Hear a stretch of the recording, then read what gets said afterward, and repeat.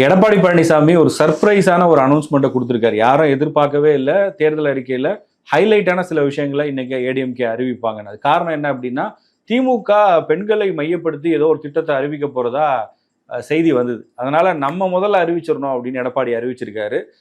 இது கண்டிப்பா ஒரு முக்கியமான அனௌன்ஸ்மெண்ட் தான். ஏன்னா கடந்த தேர்தலில் திமுக உரிமை தொகையை கொடுப்போம்னு சொல்லி அறிவிச்சது அவங்களுக்கு ஒரு முக்கியமான விஷயமா மாறிச்சு. அது மாதிரி பெண்களுக்கான இலவச பேருந்து பயணம், விடியல் பேருந்து பயணம் அப்படிங்கிற பேர்ல அவங்க கொடுக்குறாங்க. இப்போ அதை கொஞ்சம் மாடிஃபை பண்ணி இந்த எலெக்ஷன்ல எதெல்லாம் ரொம்ப முக்கியமான ரோல் பிளே பண்ண போகுது அப்படிங்கிறத எடப்பாடி பழனிசாமி அறிவிச்சிருக்கக்கூடிய இந்த மேனிஃபெஸ்டோவில் மாதந்தோறும் 2000 ரூபாய் வழங்கப்படும்னு சொல்லி உரிமை தொகையை நாங்க வந்தாலும் கொடுப்போம், அவங்கள விட அதிகமாக கொடுப்போம் அப்படின்ற மாதிரி சொல்லிட்டாங்க. ஏன்னா இன்னொரு நரேட்டிவ் போயிட்டு இருந்துச்சு. அதாவது உரிமை தொகை உங்களுக்கு தொடர்ந்து வேணும் அப்படின்னா நீங்க திமுகவுக்கு தான் ஓட்டு போடணும், ஏடிஎம்கே வந்தாங்கன்னா உரிமை தொகை நிறுத்திடுவாங்க அப்படின்ற ஒரு விஷயத்த களத்துல திமுகவினர் ஒரு கேம்பெயினா பண்ணிட்டு இருந்தாங்க. ஸோ அதையும் பிரேக் பண்ணணும். அதே நேரத்துல 2000 ரூபா அப்படின்னு சொல்லும் போது அது இன்னும் ஒரு பெரிய ஒரு ஆதரவு தளத்தை நமக்கு ஏற்படுத்தும் அப்படின்னு இவங்க பண்ணியிருக்காங்க. கண்டிப்பா நம்ம எல்லாரும் நிச்சயமா எதிர்பார்க்குற மாதிரி இவங்க 2000 ரூபா சொல்லியிருக்காங்கன்னா திமுக 2500 அல்லது 3000 அறிவிக்க வாய்ப்பு இருக்கு உரிமை தொகையை பொறுத்த வரைக்கும். அடுத்த கட்டமா விடியல் பேருந்து பயணம் அப்படின்ற பேர்ல பெண்களுக்கான இலவச பேருந்து பயணத்தை டிஎம்கே கவர்மெண்ட் பண்ணிட்டு இருக்காங்க. ஆண்களுக்கும் இலவச பேருந்து பயணம்னு இவங்க அறிவிச்சிருக்காங்க. ஏன்னா நிறைய பேருக்கு அப்படி ஒரு விஷயம் இருந்துச்சு. அது என்ன பெண்களுக்கு மட்டும், எங்களுக்கெல்லாம் ஃப்ரீயா கொடுக்க மாட்டீங்களா, நாங்கெல்லாம் கஷ்டப்படலையா அப்படின்னு. அது மட்டும் இல்லாம பெண்கள் விட ஆண்கள் தானே நிறைய பேர் வேலைக்கு போறாங்க. நீங்க வேலைக்கு போறவங்களுக்கு தானே நீங்க கொடுக்கணும் அப்படின்னு சொல்லி நிறைய பெண்களே கூட பப்ளிக் ஒப்பீனியன் கேட்கும் போது சொல்றாங்க. அது என்ன ரீதியில அறிவிச்சிருக்கிறாங்க அப்படின்றது ஒரு பக்கம் இருந்தாலும், ஒரு லேமேன் பெர்ஸ்பெக்டிவா சாதாரண மக்கள் எளிமையாக அவங்க புரிஞ்சு வச்சிருக்கக்கூடியது, எங்க வீட்டுல ஆம்பளையால் தான் வேலைக்கு போறாரு, அவருக்கு தானே ஃப்ரீ பஸ் தேவை, எனக்கு என்ன தேவை, நான் என்னைக்காவது தான் போறேன் அப்படின்ற மாதிரியான ஒப்பீனியனும் மக்கள் மத்தியிலேயே இருக்கு. அதான் இது என்னன்னா கிளியரா ஓட்டை வாங்கணும், அதுக்கு நம்ம என்னென்னலாம் அறிவிக்கலான்றது தான் எல்லா கட்சிகளும் இந்த டைம்ல பண்ணுவாங்க. அதை அதிமுகவும் பண்ணியிருக்கு. இதை இப்போ ஆண்களுக்குன்னு சொல்லிட்டாங்க. இதுல டிஎம்கே ஆட்சி என்ன பண்ண போகுது? இப்போ ஏசி பஸ் எல்லாம் இருக்கு. இப்போ இதெல்லாம் ஒயிட் போர்ட்ல தான் கிடைக்கும். ஒருவேளை ஏசி பஸ்லயும் பயணம் இலவசம்னு அறிவிச்சாலும் அறிவிப்பாங்க. அந்த மாதிரி இது போக வாய்ப்பு இருக்கு. இதுல இன்னொரு விஷயம் என்ன அப்படின்னா, இப்போ கடந்த முறையே திமுக முதல்ல சொன்னது எல்லாருக்குமே நாங்க 1000 ரூபா தருவோம் உரிமை தொகைன்னு சொன்னாங்க. அதன் பிறகு தகுதி உள்ளவர்கள்னு மாறினது ஒரு பெரிய கான்ட்ரவர்சியா மாறிச்சு. இந்த முறை இப்ப அதிமுக சொல்லும் போதும் அனைத்து குடும்ப அட்டைதாரர்களுக்கும் நாங்கள் மாதம் 2000 ரூபாய் குடும்ப தலைவிகளுக்கு தருவோம் அப்படின்னு சொல்லியிருக்காங்க. அதுல அவங்க வச்சிருக்க பேர் கொஞ்சம் ஒரு வித்தியாசமா இருக்கு. குலவிளக்கு திட்டமா, குலவிளக்கு திட்டம், மகளிர் நலன் குலவிளக்கு திட்டம்னு குலவிளக்கு திட்டம் அப்படின்னு பேர் வச்சிருக்காங்க. அதை நிறைய கிரிட்டிசைஸ் பண்ணுவாங்க. ஏன்னா திராவிட கட்சிகள் அப்படின்னு பார்க்கும்போது பெண்கள் முன்னேற்றத்தை எந்த ஆங்கிள் இருந்து அவங்க பார்க்கணும் அப்படின்னு சில விஷயங்களை பேசுவாங்கல்ல. இப்போ குலவிளக்கு திட்டம் அப்படின்றது அதை விமர்சிக்கிற பார்வையிலையும் சில பேர் ஏதாவது பார்க்க வாய்ப்பு இருக்குன்னு நான் நினைக்கிறேன். கண்டிப்பா சார். வீட்டின் குலவிளக்கு அப்படின்னு சொல்லி பெண்களை கட்டுப்படுத்தி ஒரு கோட்டுக்குள்ள வச்சிடறாங்க அப்படின்றதான் சொல்லுவாங்க. அந்த ஒரு வார்த்தையை வச்சு அவங்களுக்கான ஒரு நலத்திட்டம் அப்படின்றத கொண்டு வந்திருக்கிறாங்க. பெண்களுக்கான ஃப்ரீ பஸ் அப்படின்றது ஒரு மொபிலைசேஷனை ஏற்படுத்தும். அப்பதான் வளர்ச்சியை நோக்கி அவங்க பயணம் பண்ணுவாங்க அப்படின்றது தான் திமுகவோட நோக்கமா இருந்தது. ஆண்களும் சலைச்சவர்கள் இல்லை, ஆண்களுக்கும் தேவை அப்படின்றதான் அதிமுக குறிப்பிடுறாங்க.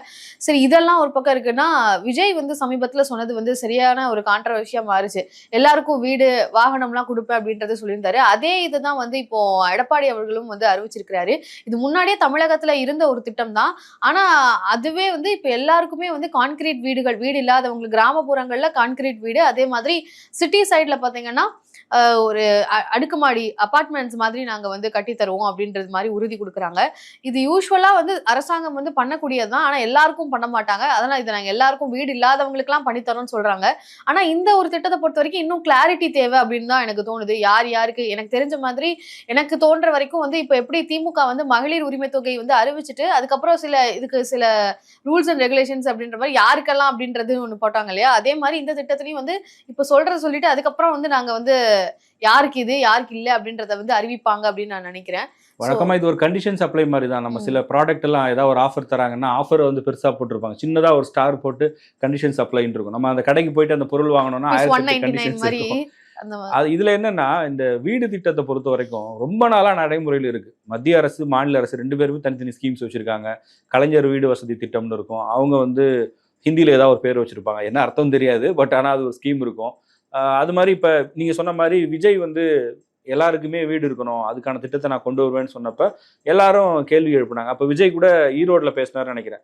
நீங்க இங்க இருக்கிற யாருமே வாடகை வீட்டுல இல்லையா, இருக்கீங்கல்ல, அப்போ உங்களுக்கெல்லாம் வீடு கட்டி தர்றதா என்னுடைய நோக்கம் அப்படின்னு சொல்லியிருந்தாரு. இப்போ இதுல இன்னொரு ஒரு பாசிட்டிவான விஷயமா நான் பார்க்கறது என்ன அப்படின்னா, நிலம் இல்லாதவர்களுக்கு நிலம் வாங்கி, இதுக்கு முன்னாடி வீடு கட்டுற ஸ்கீம் அப்படின்றது என்னன்னா, நமக்கு இடம் இருக்கும், வீடு கட்ட முடியாது. குடிசை வீடு இருக்கு அப்படின்னா, அவங்க ஒரு 1,00,000 இல்ல ஒரு 1,50,000 தருவாங்க.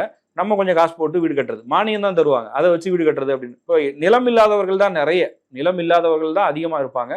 இவங்க சொல்லிட்டாங்க, இது செயல்படுத்துறது அவ்வளவு ஈஸியா, செயல்படுத்துவாங்களான்ற பல கேள்விகள் இருக்கு. அப்படி செயல்படுத்துகிற பட்சத்தில் உண்மையிலேயே நல்ல விஷயம் தான் அது. இப்போ கிராமப்புறங்கள்ல நிலம் வாங்கி வீடு கட்டி தரீங்க, ரைட்டு. இப்போ ஆனா சென்னையில இவங்க சொல்றாங்க பாருங்க, வீடு இல்லாதவர்களுக்கு நாங்க அடுக்குமாடி குடியிருப்பு திட்டத்துல வீடு கொடுப்போம்னு. கொடுங்க. 2 கவர்மெண்ட்டுமே கொடுத்துருக்காங்க. திமுகவும் கொடுத்துருக்கு, அதிமுக ஆட்சி காலத்திலையும் கொடுத்துருக்கு. ஆனா ஏற்கனவே கொடுக்கப்பட்ட வீடுகளுடைய நிலைமையை இந்த தலைவர்கள்லாம் போய் பார்க்கணும். இப்போ செம்மஞ்சேரி மாதிரியான இடங்கள்லயோ, இல்ல கண்ணகி நகர்லயோ, இல்ல சென்னையிலேயே பல இடங்கள்ல குடிசை மாற்று வாரிய குடியிருப்புகள்லாம் இருக்கு. அங்க போய் பார்த்தோம் அப்படின்னா, பெரும்பாலான கட்டிடங்கள் வந்து ரொம்ப மோசமான நிலைமையில தான் இருக்கு. அது பராமரிக்கிறதா இருக்கட்டும், இல்ல அங்க தேவைப்படக்கூடிய அடிப்படை வசதிகளா இருக்கட்டும், அதையெல்லாம் வந்து முறையா செய்யறதே இல்ல. ஏதோ குடுத்தோம், தேர்தல் நேரத்துல பார்த்துக்கலாம். எலக்ஷன் டைம்ல வந்து நான் சமீபத்துல கண்ணகி நகர் போயிருந்தப்ப அங்க இருந்த மக்கள் சொன்னது என்ன அப்படின்னா, எந்த கட்சியுமே உள்ள வந்து இந்த வீடு எப்படி இருக்கு, உண்மையிலேயே எங்களுக்கு என்ன தேவை அப்படின்லாம் யாரும் பார்க்கறது இல்ல. ரொம்ப சின்ன சின்ன வீடுகளா வந்து வீடு கொடுத்துறாங்க. சைஸும் சின்னதா இருக்கு. அது மேல பாத்தீங்கன்னா, இப்போ ஒரு தரைத்தளத்துல மழை பெஞ்சா தண்ணி வர்றது சகஜமா நடக்கும். முதல் தளத்துக்குள்ள தண்ணி வருது, 2ஆம் தளத்துக்குள்ள எனக்கே ஆச்சரியமா இருந்தது. என்னன்னு பார்த்தோம் அப்படின்னா, ஜன்னல்கள் வந்து உடைஞ்சு போயிருக்கும், இல்ல சீலிங்ல அவ்வளவு ஓட்டை இருக்கு, இல்ல மேல ஓவர் ஹெட் டேங்க் இருக்கு, அதுல லீக் ஆகிற தண்ணி வந்து கொஞ்சம் கொஞ்சமா வீட்டுக்குள்ள வருது அப்படின்னா, அப்ப எந்த அளவுக்கு எந்த தரத்துல அந்த வீடுகள் கட்டப்படுது. நீங்க தரேன்னு சொல்லி அறிவிச்சுட்டு ஓட்டு வாங்கிட்டு போறது கிடையாது மேட்ரு. நீங்க கட்டித்தர வீடுகள் குறைந்தபட்சம் ஒரு 10 வருஷம் 15 வருஷம் வந்து தரமானதா இருக்கா, அவங்க எல்லாரும் சுயமரியாதையோட வாழ்றாங்களா, அதை நம்ம பண்றோமா அப்படின்ற கேள்வி எழுப்பும். சும்மா நானும் கட்டித்தரேன்னு சொல்லிட்டு முதல் நாள் அது வீடு நல்லா இருக்கும், 2வது நாள் 3வது நாள்லயே எத்தனையோ இடங்கள்ல, எல்லா ஆட்சி காலத்திலயும் நான் சொல்றேன், இந்த ஆட்சியா இருக்கட்டும், இதற்கு முன்பு இருந்த ஆட்சியும் சரி, அந்த குடியிருப்புகள்ல வசிக்கிறவங்களை போய் கேட்டாதான் அந்த உண்மை நிலை தெரியும். வெளியில இருந்து நம்ம என்ன வேணாலும் சொல்லிக்கலாம், ஆஹா நாங்க சாதிச்சிட்டோம், எங்களை போன்ற ஆட்சி உண்டா அப்படின்னு எல்லாரும் பேசிக்கலாம். ஸோ இவங்க அறிவிக்கிறதோடு மட்டும் இல்லாம அதை முறையா செயல்படுத்தணும் யாரா இருந்தாலும் அப்படின்ற ஒரு கருத்தும் இருக்கு. இப்போ அரசு ஊழியர்களுக்கு கூட பிடபிள்யூடி அபார்ட்மெண்ட்ஸ் எல்லாம் வந்து இப்போ திமுக அரசுல கூட நிறைய இடங்கள்ல சென்னையிலே வந்து கட்டி கொடுத்துருந்தாங்க. அந்த அபார்ட்மெண்ட்ஸ் பார்க்கும்போதுமே வந்து அது எல்லாமே நல்லா நல்ல ஹைலி மெயின்டைன்டா இருக்கு, நல்லா இருக்கு. இது மேபி புதுசா இருக்கிறதுனால அப்படி இருக்கா அப்படின்றது. ஏன்னா அங்க இருக்கவங்க கிட்ட கேட்கும்போது மெயின்டெனன்ஸ் வந்து நம்ம சொல்லி அது வருவாங்களா வரமாட்டாங்களான்னு தெரியாது, நம்மளே நம்மளுக்கு பண்ணிக்க வேண்டியதான் அப்படின்ற மாதிரி அவங்களே சொல்றாங்க. அரசு ஊழியர்களுக்கு வேலை வந்து உடனே நடக்கும் அப்படின்றதான் நம்ம கேள்விப்பட்டிருக்கோம். ஆனா அந்த இடத்துல வந்து அந்த மாதிரியான ஒரு ஒப்பீனியன் இருக்கு. இன்னொன்னு அந்த கீழே போடுவாங்க இல்லையா பிளாட்ஃபார்ம், இதெல்லாம் வந்து அதுவே வந்து சில இடங்கள்ல நல்லா இருக்கு, சில இடங்கள்ல வந்து அப்படியே ஆடுது அந்த பிளாட்ஃபார்ம், அந்த கார் நிப்பாட்டுற கூட அந்த இதெல்லாம். சோ அந்த மாதிரியான ஒரு தரம் அப்படின்றது இங்க வந்து ஒரு கேள்விக்குறியான விஷயமா இருக்கு. அவங்க செய்யக்கூடிய விஷயங்கள் முன்னெடுக்கிறது என்னமோ சரியா இருக்கு, போய் முடியும் போது அது தரத்தை வந்து ஆய்வு பண்ணக்கூடிய ஒரு இடத்துல வந்து சொதப்பிடுறாங்களோ அப்படின்ற ஒரு கேள்விதான் வருது. சோ இந்த முறை அதெல்லாம் வந்து சரி செய்வாங்களா, இல்ல இதுவும் அப்படிதான் போகுமா? இப்போ கிராமப்புறங்கள்ல வீடு கட்டி கொடுப்போம் அப்படின்றத சொல்றாங்க. மானியம் வாங்கி நீங்க சொன்ன மாதிரி இது வரைக்கும் மானியம் தான் வந்து கொடுத்துட்டு இருந்தாங்க. அந்த மாதிரியான வீடுகள் நானே நிறைய இடங்கள்ல பார்த்திருக்கேன். சோ இதுவும் எந்த அளவுக்கு இம்ப்ளிமெண்ட் பண்ண போறாங்க, இல்ல வாக்குறுதியாகவே இருக்குமா, அதெல்லாம் வந்து பொறுத்திருந்து தான் பார்க்கணும். அடுத்ததா வந்து 100 நாள் வேலை திட்டத்தை வந்து 150 நாளா வந்து மாத்த போறேன். அப்ப 150 நாள் வேலை திட்டம்னு பேரே மாத்துவாங்களா, அது என்ன அப்படின்றது ஒரு இல்ல ஏற்கனவே ரீசெண்டா பேர் மாத்திட்டாங்கல்ல. ஆல்ரெடி வந்து சென்ட்ரல் கவர்மெண்ட் வந்து மகாத்மா காந்தி ஊரக வேலை திட்டத்தை அவங்க வேற பேரை மாத்தி வச்சுட்டாங்க. இப்ப அதுல 125 நாளுக்கு நாங்க வேலை உத்தரவாதம் தருவோம்னு ஒரு பாயிண்ட் அவங்க சொல்லியிருந்தாங்க. இப்ப இவங்களுடைய வாக்குறுதின்றது 150 நாளாக உயர்த்துவோம்னு அறிவிப்பா பார்க்கும்போது ரொம்ப நல்லா இருக்கு. உண்மையிலேயே நீங்க கிராமப்புறங்கள்ல போய் பாத்தீங்கன்னா நிறைய முதியோர்களா இருக்கட்டும், இல்ல ஒரு வேலைக்கு போய் சம்பாதிக்க முடியாத நிலைமையில இருக்கவங்க, ஒரு இன்கம் சோர்ஸ் இல்லாதவங்களுக்கு அது உண்மையிலேயே வந்து நல்ல ஸ்கீம் தான். அதுல நிறைய விமர்சனங்களும் இருக்கு. இதனால வந்து இப்ப சீமான்லாம் நிறைய குற்றச்சாட்டுகள் வச்சாரு, விவசாய பணிகளுக்கான ஆட்கள் வர்றதில்ல, இந்த வேலைக்கு நிறைய போயிடுறாங்க. இதெல்லாம் ஒரு பக்கம் இருந்தாலும் இந்த 100 நாள 150 நாளா இவங்க ஆக்குறேன்னு சொல்றாங்க இல்லையா. இதுலயும் இப்ப நீங்க பிராக்டிக்கலா போயிட்டு எங்கெல்லாம் இந்த 100 நாள் வேலை திட்டம்னு சொல்லக்கூடிய இந்த ஸ்கீம் ஒர்க் ஆகுதோ அங்கெல்லாம் போனோம்னா ஒருத்தருக்கு அதிகபட்சம் வந்து 20 நாள் 30 நாள் வேலை கிடைச்சாலே, இது வந்து ஒரு வருஷத்துக்கு 100 நாள் 150 நாள்னு இவங்க சொல்றாங்க. ஆனா அந்த ஒரு வருஷத்துல 20 நாளோ 30 நாளோ, ஒரு மாசத்துல 4 நாளோ 5 நாளோ 2 நாளோ 3 நாளோ தான் வேலையே கிடைக்குது.